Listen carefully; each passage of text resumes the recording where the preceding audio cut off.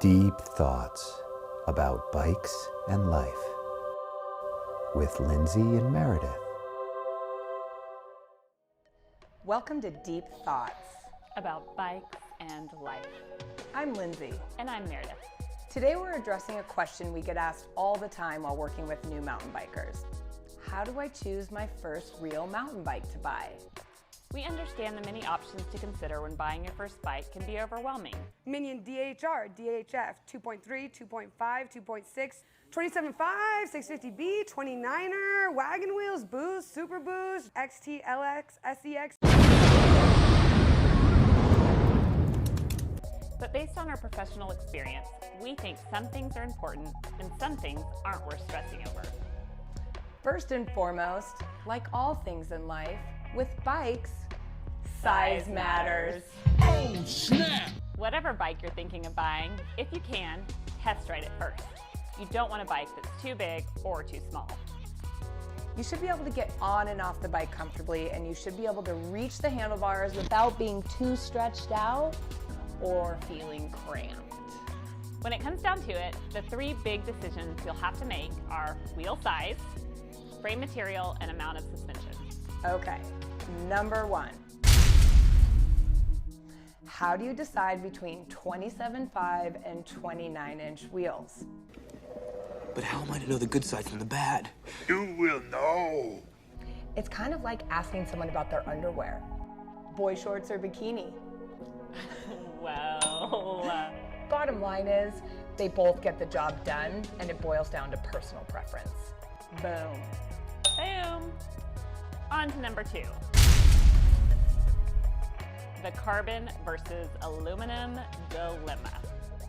Carbon frames tend to be lighter and more expensive than aluminum, but ultimately, it isn't a huge deal what frame material you choose when you're just getting started riding. So basically what we're saying, that you don't need to stress too much about the wheel size or the frame material as a new rider. Well, great. Good. Phew. The third decision you have to make, though, in our opinion, really does matter.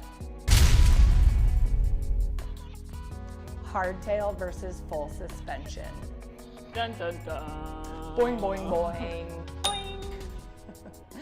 Let's start with the pros of a hardtail. A hardtail only has suspension in the front, no rear suspension. Because of this, there's less moving parts to maintain. And most often, hardtails are going to be less expensive. And now for the pros of a full suspension bike. Full suspension bikes typically feel more comfortable and inflict less wear and tear on the body.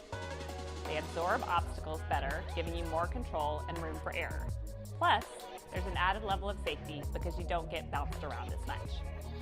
Full suspension bikes are more expensive, but they generally make for a smoother and more comfortable ride. So the bottom line is, we like to steer new riders towards a full suspension bike.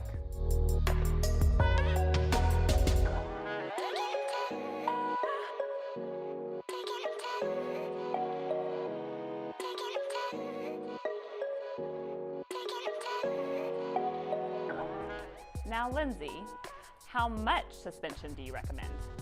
We're going to generalize here, but when you're just starting out, we think anything over 150 millimeters of travel is probably overkill, unless you're looking to get super gnarly. Last but not least, regardless of the mountain bike you buy, when you're just getting into mountain biking, we recommend that you Take a clinic. Learn good habits and proper technique first so you can have a long-lasting and fun mountain biking journey. We feel this is the best recipe to set you up for success as a new rider looking to buy a mountain bike. But as you develop your riding over time, you'll ultimately figure out what feels best for you. Deep thoughts. Stay tuned for our next video where we talk about topics like flat pedals versus clipless. And why dropper posts are so important. Thanks for joining. Deep thoughts. Deep thoughts. Bye. See you next time. Yeah!